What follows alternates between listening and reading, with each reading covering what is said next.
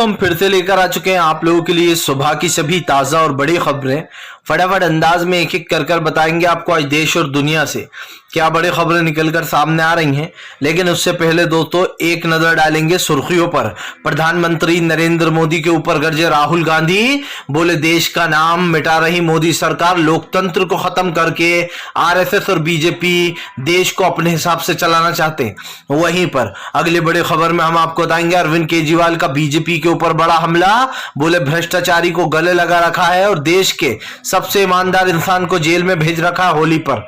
वहीं पर अगली बड़ी खबर में हम आपको बताएंगे दोस्तों, दरअसल आपको बताते चले भारतीय जनता पार्टी के खिलाफ जमकर गरजे अखिलेश यादव, बोले स्मृति ईरानी झूठी और बाबा योगी को वीडियो दिखाकर अखिलेश ने ले लिए मजे। बताएंगे क्या कुछ बोला है। वहीं पर तेजस्वी यादव के घर पर दूसरे दिन भी पड़े छापे, लालू प्रसाद यादव से हुई पूछताछ, भड़के तेजस्वी, बोले नहीं डरने वाले बीजेपी से, 2024 तक यही करेगी बीजेपी। वहीं पर अगली बड़ी खबर में हम आपको बताएंगे दोस्तों, दरअसल आपको बताते चले नासिर जुनैद के हत्याकांड का मेन आरोपी मोनू मानेसर भागा नेपाल, हरियाणा पुलिस पर लगे गंभीर आरोप। राजस्थान पुलिस ने कहा ये आरोपियों को बचा रही है हरियाणा की पुलिस, और ये तो हमने पहले ही कहा था। बताएंगे क्या कुछ है पूरा मामला। वहीं पर दोस्तों दूसरी बार मेघालय के सीएम बने दोस्तों कुंडा संगम। बताएंगे दोस्तों कुंडा संगम का दरअसल ये वही कुंडा संगम है जिसको अभी एक हफ्ते तक बीजेपी कह रही थी कि ये सबसे बड़ी भ्रष्टाचारी पार्टी है, ये सबसे बड़ी दोगली पार्टी है, इसने पूरे देश में भ्रष्टाचार, इसका सबसे बड़ा भ्रष्टाचार है। लेकिन आज उसी के साथ गठबंधन कर लिया, और ये बात भी किसी और ने नहीं कही थी, पीएम नरेंद्र मोदी और अमित शाह ने कही थी। बताएंगे क्या है मामला। वहीं पर अगली बड़ी खबर में हम आपको बताएंगे राहुल गांधी ने किया ऐलान, बोले जिस तरीके से 2004 में अटल बिहारी वाजपेयी हारे थे इंडिया शाइन में, वैसे ही 2024 में मोदी सरकार को हराएंगे। बताएंगे राहुल ने क्यों ऐसा बोला है।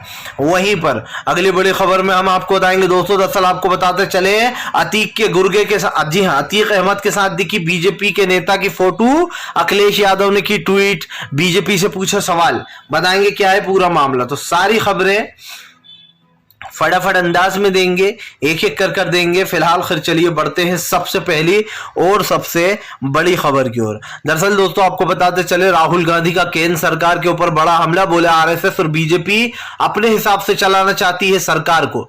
आपको बताते चले राहुल गांधी ने कहा कि देश में लोकतंत्र कमजोर हो रहा है, देश के लोकतंत्र को कमजोर किया जा रहा है। राहुल गांधी ने कहा कि हमें पूरी उम्मीद है आने वाले समय में देश की जनता बीजेपी को इसका जवाब जरूर देगी।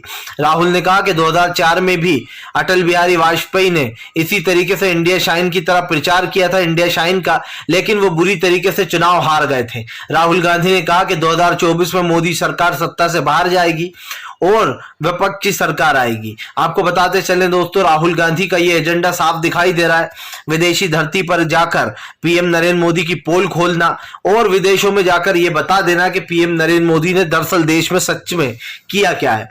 क्योंकि यहाँ की मीडिया तो बेशरम हो चुकी है, मोदी सरकार के नाम का सिंदूर मांग में और हाथों में मोदी सरकार के नाम की चूड़ियां पहनती है।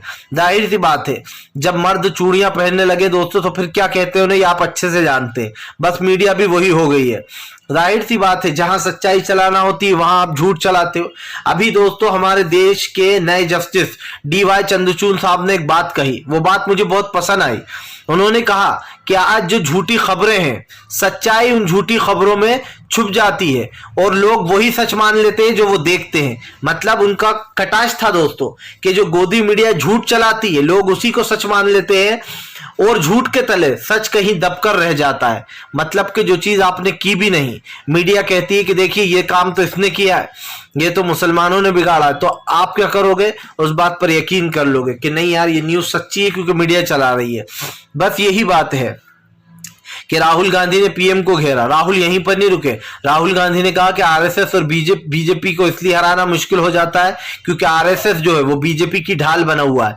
फिलहाल चलिए बढ़ते हैं एक और अगली बिग ब्रेकिंग की तरफ। बता दोस्तों अगली जो बड़ी खबर निकल कर आ रही है आपको बताते चले दोस्तों, इलाहाबाद यूनिवर्सिटी के गेट हुए बंद, हॉस्टल में लगा ताला, भड़क गए स्टूडेंट। दरअसल आपको बताते चले दोस्तों एक प्लानिंग करने के तहत बताया जा रहा है कि हॉस्टल का ये जो कमरा बैन किया गया है, ये वही कमरा है जहां पर इन लोगों ने बैठकर उमेश पाल हत्याकांड की साजिश रची थी। लेकिन सवाल सिर्फ एक नहीं दोस्तों, सवाल कई हैं। पहली बात तो ये दोस्तों कि इलाहाबाद यूनिवर्सिटी में आज से एग्जाम है और दोस्तों छात्रों को वहां से निकाल दिया गया है, वहां के रूम सारे ब्लॉक कर दिए गए हैं, बंद कर दिए गए हैं। सवाल ये उठता है दोस्तों कि जो पढ़ने वाले स्टूडेंट हैं अब वो कहाँ जाएंगे, क्योंकि जाहिर सी बात है आज एग्जाम है।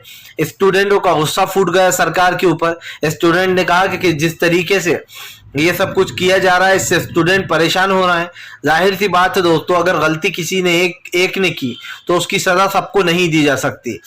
लेकिन शायद बीजेपी के सुनने या करने में फर्क है दोस्तों, क्योंकि बीजेपी एक के किए की सजा पूरे परिवार को देती है या पूरी इंसानियत को देती है, क्योंकि ये हमने देखा है। और इसलिए कह रहा हूं मैं दोस्तों ये कि अब जो बेचारे जिन लोगों के एग्जाम है वो लोग कहाँ जाएंगे। सबसे बड़ी बात ये है, आपको कैसे पता कि उसी रूम में बैठकर जो उन्होंने प्लानिंग की है, चलिए पता भी है तो अब क्या हो जाएगा, अब तो वो लोग गए जिन्होंने प्लानिंग की थी। फिलहाल चलिए बढ़ते हैं एक और अगली बिग ब्रेकिंग की तरफ। बता दोस्तों अगली जो बड़ी खबर निकल कर आ रही है आपको बताते चले दोस्तों, अरविंद केजरीवाल का बीजेपी के ऊपर बड़ा हमला। बोले इस देश के सबसे बड़े देशभक्त को जेल में भेजा बीजेपी ने और सबसे बड़े देश के भ्रष्टाचारी को गले लगा रखा है। दरअसल दोस्तों आपको बताते चले, मनीष सिसोदिया को याद करते हुए केजरीवाल ने फिर से एक बार पीएम पर निशाना साधा है। केजरीवाल का कहना है कि इस देश के सबसे बड़े भ्रष्टाचारी को यानी कि गौतम अडानी को बीजेपी ने गले लगा रखा है और इस देश का जो सबसे ज्यादा ईमानदार आदमी है जो कि देशभक्त है यानी कि दोस्तों मनीष सिसोदिया, उसको जेल में भेज रखा है। केजरीवाल ने कहा कि बीजेपी विपक्ष के नेताओं पर सीबीआई और ईडी का दुरुपयोग करती है जो कि गलत है। आपको बताते चले दोस्तों, दरअसल केजरीवाल ने यहां पर तेजस्वी यादव का जिक्र भी किया। उनका कहना था कि 2 दिन से लगातार तेजस्वी यादव के यहाँ पर सीबीआई की रेड पड़ रही है। आपको बताते चले दोस्तों, हमेशा से ईडी और सीबीआई पर यह आरोप लगता रहा है कि बीजेपी की ये 2 हथियार बन चुके हैं, वेपन की तरह काम करते हैं। जाहिर सी बात है सीबीआई और ईडी पर इसलिए भी सवाल उठता है दोस्तों क्योंकि जो मोदी सरकार है वो हमेशा आप देखना विपक्ष को टारगेट करने के लिए इन 2 संस्थानों का सबसे ज्यादा दुरुपयोग करती है। इससे पहले भी आपको पता होगा कि ईडी और सीबीआई के ऊपर हमेशा ही सवाल उठे हैं। लेकिन सवाल फिर से एक बार यह भी कि क्या प्रधानमंत्री नरेंद्र मोदी ने अब ईडी और सीबीआई को विपक्ष के लिए रख रखा है, क्योंकि दोस्तों जो इनकी पहचान थी सीबीआई और ईडी की, ये कहीं ना कहीं एक अलग स्तर पर थी। लेकिन अब तो ऐसे लगता है जैसे सिर्फ विपक्ष के लिए ही बनाई गई हो ईडी और सीबीआई, कि भैया इन लोगों को परेशान करो, भले ही कुछ ना मिले तो भी सीबीआई के छापे मारते रहो। इससे क्या होगा कि जनता तो समझे कम से कम कि ये भ्रष्टाचारी है, लेकिन उल्टी हो रही बीजेपी की फजीयत है। सब लोग ये पूछ रहे हैं देश में कि क्या बीजेपी में कोई भी बेईमान नहीं है, क्या बीजेपी के ऊपर छापे नहीं पड़ना चाहिए। चलिए बढ़ते हैं एक और अगली बिग ब्रेकिंग की तरफ। बता दोस्तों अगली जो बड़ी खबर निकल कर आ रही है आपको बताते चले दोस्तों, भारतीय जनता पार्टी ने भगाया, जी हां दोस्तों आपको बता दें, मोनू मानेसर को राजस्थान पुलिस ने खोला मोर्चा। दरअसल दोस्तों आपको बताते चले, कथित तौर पर नासिर और जुनैद के हत्याकांड में अब हरियाणा पुलिस भी फंसती हुई नजर आ रही है। आपको बताते चले, राजस्थान पुलिस ने आरोप लगाया है कि जुनैद और नासिर के हत्यारों को जो हरियाणा की पुलिस है वो भगा रही है, उन लोगों को बांट रही है इधर उधर और उनको बचाने का काम कर रही है। दरअसल आपको बताते चले, राजस्थान पुलिस को खबर मिली है कि फिलहाल जो मोनू मानेसर है दोस्तों, उसने जो है यहाँ पर अपने कुछ साथियों के साथ नेपाल भाग गया है और जो उसके कुछ बाकी के साथी हैं वो आपको बताते चले उत्तर प्रदेश में छुपे हुए हैं। अब आप तो जानते ही हैं दोस्तों, हरियाणा उत्तर प्रदेश ये दोनों राज्य बीजेपी शासित राज्य हैं और नेपाल में बीजेपी सेटिंग कर ही लेगी। लेकिन सवाल फिर से वही दोस्तों कि बीजेपी आप देखिए, जहां पर इंसाफ करने की बात आती है तो बीजेपी अपनी पुलिस से कह देती है कि आरोपियों को कुछ नहीं होना चाहिए, क्योंकि आरोपी गौरक्षक हैं, हिंदुत्ववादी हैं और हिंदुत्व पर हमें वोट मिलता है, इसलिए हिंदुओं को कुछ नहीं होना चाहिए। ये बीजेपी की सलाह होती है दोस्तों।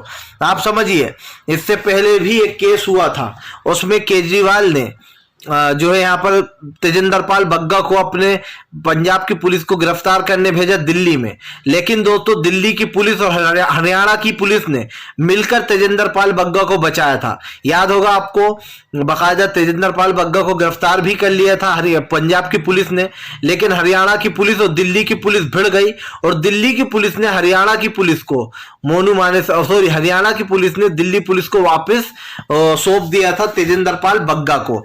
बस वैसा ही काम बीजेपी कर रही है। आरोपियों को बचाना बीजेपी की फितरत है। जाहिर सी बात है कि जहां उमेश पाल की हत्या हो जाती है तो तुम लोग बहुत बवाल काटते हो। जो मुख्यमंत्री है वो कहते हैं मिट्टी में मिला दूंगा, लेकिन वहीं दूसरे राज्य में बेचारे दो इंसानों को बीजेपी शासित राज्य में लाकर जला दिया जाता है जिंदा, पर बीजेपी उन आरोपियों को बचाती है। जाहिर सी बात है आधे जो है यूपी में छुपे हुए हैं और आधे मोनू मानेसर समेत नेपाल भाग गए। ये तो हरियाणा की पुलिस है, और अगर पकड़ा भी गए तो मुझे पक्का यकीन है दोस्तों कि उनको बचाने की पूरी कोशिश होगी ताकि वो राजस्थान तक न ले जा पाए राजस्थान की पुलिस। चलिए बढ़ते हैं एक और अगली बिग ब्रेकिंग की तरफ। बता दोस्तों अगली जो बड़ी खबर निकल कर आ रही है आपको बताते चले दोस्तों, आज फिर से एक बार लालू प्रसाद यादव से हुई पूछताछ, भड़के तेजस्वी यादव। आपको बताते चले तेजस्वी यादव ने बीजेपी के ऊपर हमला बोल दिया। तेजस्वी का कहना है कि हम तो पहले भी कह चुके हैं और फिर कहेंगे कि सीबीआई को हमारे घर में एक ऑफिस खोल लेना चाहिए, क्योंकि आए दिन तो वो हमारे घर पर छापे मारते रहते। तेजस्वी यादव ने कहा कि दरअसल कुछ नहीं है, बीजेपी हमारी रैली से बौखलाई हुई है। आपको बताते चले दोस्तों तेजस्वी यादव ने कहा कि बीजेपी की जो राष्ट्रवाद है और जो बेईमानी है वो दुनिया को दिखती है। तेजस्वी यादव ने कहा कि जब तक आप विपक्ष की पार्टी में हो तब तक आप देशद्रोही और बेईमान होते हो, जैसे ही बीजेपी में जाते हो तो बीजेपी आपको सबसे बड़ा देशभक्त घोषित कर देती है। दरअसल दोस्तों ये उदाहरण भी है, आप देख लीजिए जो है यहाँ पर सर्बानंद सोनोवाला, इनके ऊपर कई आरोप लगे हुए थे, बीजेपी इनको भ्रष्टाचारी कहती थी, लेकिन जैसे ही दोस्तों बीजेपी में आए, असम के मुख्यमंत्री जैसे ही बीजेपी में आए उनके ऊपर के सारे दाग धुल गए, वो बिल्कुल वॉशिंग पाउडर से धुलकर निकल के देशभक्त बन गए। इससे पहले आपको याद होगा सिंधिया को लेकर बीजेपी देशद्रोही कहती थी, ज्योतिरादित्य सिंधिया को उल्टी सीधी बातें बोलती थी, लेकिन जैसे ही वो कांग्रेस के विधायकों को बीजेपी में लेकर शामिल हुए वैसे ही सिंधिया के सारे पाप धुल गए और वो भी देश विरोधी से देश प्रेमी बन गए। तो ये तो बीजेपी की फितरत रही है। फिलहाल चलिए बढ़ते हैं एक और अगली बिग ब्रेकिंग की तरफ। बता दोस्तों अगली जो बड़ी खबर निकल कर आ रही है आपको बताते चले दोस्तों, अखिलेश यादव का बीजेपी के ऊपर बड़ा हमला। आपको बताते चले दोस्तों अतीक अहमद के साथ बीजेपी नेता की फोटो की वायरल। दरअसल दोस्तों आपको बताते चले इन दिनों अखिलेश यादव बीजेपी के ऊपर हमलावर हो गए। अखिलेश यादव ने आपको बताते चले दोस्तों बीजेपी के ही दिग्गज नेता की फोटो वायरल की है, और ये नेता दोस्तों कोई और नहीं है, ये वही है जिसके बारे में कल अतीक अहमद की जो दो बहनें हैं वो बोल रही थी, और वो बता रही थी कि कैसे जो है यहाँ पर उनके भाई को से इसने उधार लिए थे 5 करोड़ रुपए, जो भी था जो भी लेन देन था वो बता रही थी वो। आपको बताते चले दोस्तों अब एक बार फिर से अखिलेश यादव ने जो है यहाँ पर बीजेपी को वीडियो दिखाया है। अखिलेश यादव ने बीजेपी के झूठ गिनवाए हैं। आपको बताते चले दोस्तों बीजेपी पर आरोप पहले ही सही लग रहे थे कि बीजेपी के कई लोग जो है वो इस चीज में जुड़े हुए हैं। अब ऐसे में एक बार फिर से दोस्तों आपको बताते चले ये फोटो वायरल किया गया और इस फोटो में दावा किया गया है अखिलेश ने कि देखिए बीजेपी के नेता दूसरों को देशभक्ति सिखाते हैं और कैसे जो है यहाँ पर खड़े हुए हैं। आपको बताते चले दोस्तों यहाँ पर सीधी सी बात यह है कि जो अतीक अहमद के पास बैठा हुआ बीजेपी का नेता है और बीजेपी कहती है कि मैं मिट्टी में मिला दूंगा। सबसे पहले अखिलेश यादव ने लिखा कि क्या आप अपने लोगों को मिट्टी में मिलाओगे? ये जो आपका नेता अतीक अहमद के पास बैठा हुआ जो यहाँ पर बतिया रहा है इसको पहचाने या फिर नहीं। और इसीलिए दोस्तों ये बात पहले भी कही है कहीं ना कहीं अखिलेश यादव ने, और फिर से एक बार बीजेपी के ऊपर निशाना भी साध दिया है। और अच्छी बात है साथ दिया है तो, क्योंकि जब बीजेपी दोस्तों दूसरों को ये चीजें दिखाती है तो एक बार खुद भी नजर डाल लेना चाहिए। और ये ऐसा वैसा नेता नहीं है दोस्तों, ये नंद गोपाल नंदी है जिसके ऊपर कल अतीक अहमद की बहन आरोप लगा रही थी कि ये मरवाना चाहता है मेरे भाई को, और हमारी भाभी को भी खूब डराया गया है, हमें भी जेल उठाकर ले जाया गया था, उन्होंने अतीक अहमद की बहन ने बताया। तो अब आप समझिए दोस्तों इस नंद गोपाल नंदी के ऊपर कोई भी कार्रवाई नहीं होगी, क्योंकि ये नंद गोपाल नंदी जो है दोस्तों खुद ही अतीक अहमद के पास हाथ जोड़े हुए खड़ा बैठा है।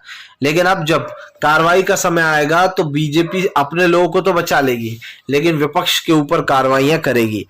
अखिलेश यहीं पर नहीं रुके। अखिलेश ने कहा कि फिलहाल एक सिलेंडर वाली महिला थी, वो कहा करती थी कि हम सिलेंडर देंगे, सिलेंडर का दाम लेकर सड़कों पर बैठ जाया करती थी। अखिलेश ने कहा कि उस स्मृति ईरानी को बिल्कुल भी अमेठी की रानी को चुनाव मत जिताना। अखिलेश ने कहा कि ये लोग सिर्फ बखलोली करते हैं। अखिलेश ने एक योगी आदित्यनाथ का वीडियो भी वायरल किया सोशल मीडिया पे, जिसमें योगी कह रहा है कि अब होली और दिवाली पर फ्री सिलेंडर मिलेगा। अखिलेश ने अब पूछ लिया होली पर कहां है वो फ्री सिलेंडर। चलिए बढ़ते हैं एक और अगली बिग ब्रेकिंग की तरफ। बता दोस्तों अगली जो बड़ी खबर निकल कर आ रही है, आपको बताते चले दोस्तों, राहुल गांधी का बड़ा ऐलान, 2024 में होगा खेल। जी हां, जीतेंगे हम 2024 को। आपको बताते चले दोस्तों, एक बार फिर से कांग्रेस अपने मिशन 2024 पर जुट गई है। जहां एक तरफ विपक्ष जो है वो भी तैयार बैठा है, तो वहीं दूसरी तरफ बीजेपी को टेंशन हो रही है कि आखिरकार 2024 में क्या होगा। सब जानते हैं कि बीजेपी ने दोस्तों पिछले 10 सालों में खास करके देश के हित में कुछ नहीं किया, क्योंकि हमारे देश के पीएम नरेंद्र मोदी जो हैं वो खुद ही विदेश जाकर ये कह कर आ गए हैं कि हमारे देश ने पिछले 70 सालों में कुछ नहीं किया। आप समझिए दोस्तों, जिन 70 सालों का विदेश जाकर मोदी जी जिक्र करते हैं, उन 70 सालों में अटल बिहारी वाजपेयी भी थे। बीजेपी के कई ऐसे नेता थे जो कि पीएम बने। तो क्या दोस्तों मोदी जी ये मानते हैं कि उन लोगों ने कोई विकास का काम नहीं किया था? चाहे चलिए अटल बिहारी वाजपेयी को ही ले लीजिए, उनके कार्यकाल में काफी अच्छे काम हुए। राजीव गांधी के कार्यकाल में अच्छे काम हुए, इंदिरा गांधी के कार्यकाल में अच्छे काम हुए, लेकिन दोस्तों हमारा देश आगे बढ़ता चला गया पहले। पर मोदी जी का विदेश जाकर यह कहना कि हमारे देश ने तो कोई विकास नहीं किया, और दूसरा राहुल गांधी ने तो देश के बारे में कुछ बात ही नहीं की, पीएम की नाकामियां गिनवाई, उसमें ही बीजेपी बौखला गई और झूठ फैलाने लगी कि राहुल ने देश का अपमान किया है विदेश की धरती पर जाकर। भाई राहुल गांधी ने देश का नहीं बल्कि पीएम नरेंद्र मोदी का अपमान किया है, और इसीलिए बीजेपी भड़की हुई है। बीजेपी को लगता है कि सच्चाई ना हम सुन सकते हैं और ना हम किसी को हमारे खिलाफ बोलने देंगे, इसीलिए राहुल की फिर से एक बार छवि खराब करने के लिए बीजेपी ने ये चाल चली। जबकि सच्चाई तो ये है कि राहुल ने अपनी जो छवि सुधारी है दोस्तों भारत जोड़ो से, उससे बीजेपी डरी हुई और बौखलाई हुई है। चलिए बढ़ते हैं एक और अगली बिग ब्रेकिंग की तरफ। बता दोस्तों अगली जो बड़ी खबर निकल कर आ रही है, आपको बताते चले दोस्तों, ममता बनर्जी के पास ममता बनर्जी ने बोला बीजेपी के ऊपर बड़ा हमला, कांग्रेस ने भी साधा निशाना। दरअसल दोस्तों अभी 2 दिन पहले तक मेघालय के जो मुख्यमंत्री थे दोस्तों, उसको बीजेपी सबसे बड़ा भ्रष्ट बता रही थी और उसके साथ अपना गठबंधन तोड़ दिया था चुनाव से। सिर्फ 8 दिन पहले ही बीजेपी ने गठबंधन तोड़ा था, और मुझे एक बात का यकीन था कि बीजेपी जरूर पलटी मारेगी। और ये जो शब्द बोले गए हैं, ये किसी छुट भैया नेता का काम नहीं है, ये तो भैया हमारे देश के गृह मंत्री अमित शाह और नरेंद्र मोदी ने अभी 5 दिन पहले ही कुछ बोला था। और वो क्या था, चलिए मैं आपको बताता हूं। दरअसल दोस्तों आपको बताते चले कि जो कोंडा है, जिन्होंने दूसरी बार जो है सरकार बना ली है मेघालय में, उन्होंने दोस्तों एक बात कही थी। और उन्होंने क्या बात कही थी दोस्तों, ये आप भी जानते हैं। जब मेघालय की पार्टी से बीजेपी ने अपना रिश्ता तोड़ा, तो उन्होंने कहा कि जो कोंडा संगम है, उनसे हम अपना गठबंधन तोड़ते हैं, क्योंकि ये देश की सबसे बड़ी भ्रष्टाचारी पार्टी है। ये असली पैसा लोगों तक योजनाओं का पैसा नहीं पहुंचाती है, इसलिए हम इनसे अपना गठबंधन तोड़ देते हैं। शायद बीजेपी को यह एहसास होगा कि अगर हम गठबंधन तोड़ देंगे तो हमें ज्यादा वोट मिलेंगे और जनता हमारी सरकार बनाएगी। लेकिन दोस्तों जब इन्होंने देखा कि एक बार फिर से मेघालय की कोंडा को ही सबसे ज्यादा सीटें मिली हैं, तो बीजेपी अपनी 2 सीटें लेकर फिर से जो यहाँ पर वहां पर यानी कि गठबंधन में सरकार बनाकर चली गई। हालांकि उसके बीजेपी के पास महज 2 सीटें हैं, तो 2 सीटें लेकर दोस्तों मेघालय में बीजेपी ने अपनी सरकार बना ली। ठीक है, यानी कि गठबंधन में अपनी 2 सीटों का भी समर्थन दे दिया। ऐसे में दोस्तों अब लोग सवाल उठा रहे हैं कि कल तक तो आप कह रहे थे कि अब इनके साथ हमारा कभी कोई गठबंधन नहीं होगा। खुद प्रधानमंत्री नरेंद्र मोदी ने कहा ये शब्द, खुद गृह मंत्री अमित शाह ने कहा। इन दो लोगों ने वहां की सरकार को सबसे भ्रष्ट बताया, लेकिन खुद पीएम नरेंद्र मोदी शामिल रहे जब दूसरी बार मेघालय के मुख्यमंत्री ने शपथ ली। इसे कहते हैं दल बदलू, इसे कहते हैं जनता का नहीं वो किसी का नहीं। फिलहाल दोस्तों वीडियो अच्छा लगे तो लाइक कीजिए, चैनल पर पहली बार आए तो सब्सक्राइब करिए ताकि आगे भी ऐसी वीडियो मिले।